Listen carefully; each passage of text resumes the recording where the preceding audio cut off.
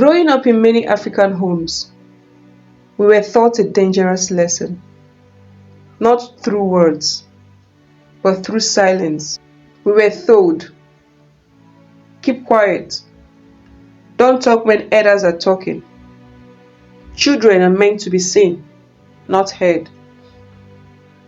And so many of us learn to bury our thoughts, hide our feelings, and swallow our pain. But I ask you today, what has that silence really cost us?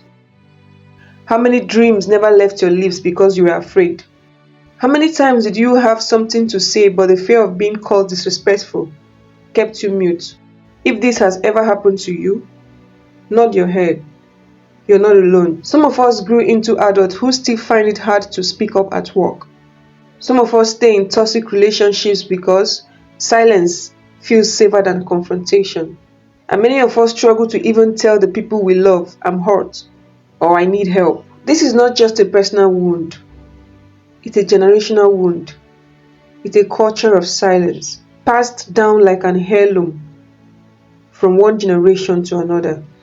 I remember a young boy who once asked his father why he couldn't choose a career different from what the family wanted.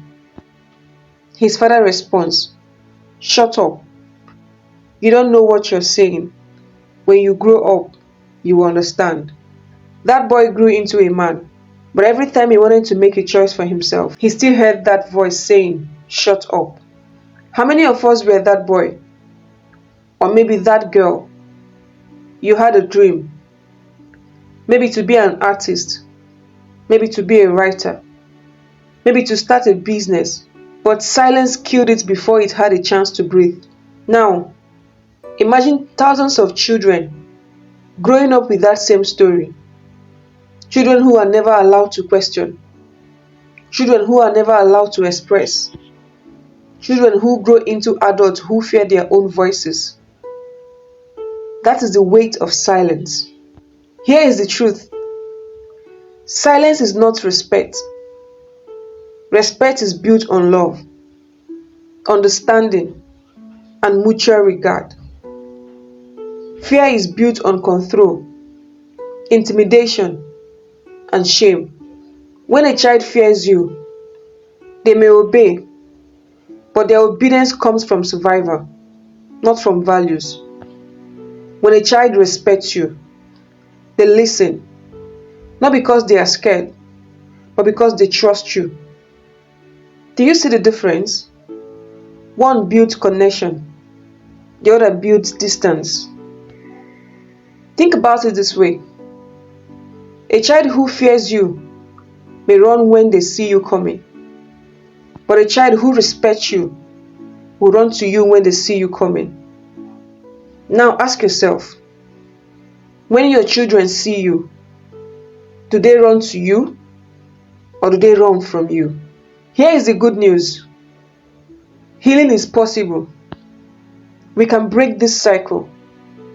We can create homes where children are free to speak, but guided to speak with respect. We can build families where opinions are welcome, not shut down. Where children learn that their voices matter, but also that tone, timing, and wisdom matter too. Because healing the culture of silence doesn't mean children become unruly. It means they grow up confident, expressive, and emotionally intelligent. Picture this with me. A living room where children can sit with their parents and share their ideas without trembling. A dining table where laughter and honest questions flow freely. A family meeting where even the youngest child knows their voice matters. Imagine that. Now imagine a generation of African children who can sit in the boardrooms, speak in parliaments, lead communities, not with trembling, but with boldness. That starts at home. So I want to ask you today, what lesson did silence teach you? What words did you wish you could have said but never did? And how will you make sure your children don't inherit that silence? I want you to really sit with that for a moment. Don't rush it. If you are here with your children today, look at them. And if you are watching this alone, picture the child you once were. We cannot change the past, but we can shape the future. We can give our children what many of us never had, the gift of a voice. My message is simple. Respect should never silence a child's voice. You should guard how that voice is used. Because when we silence children, we silence leaders. But when we heal the culture of silence, we raise a generation that will speak truth with love, courage, and wisdom.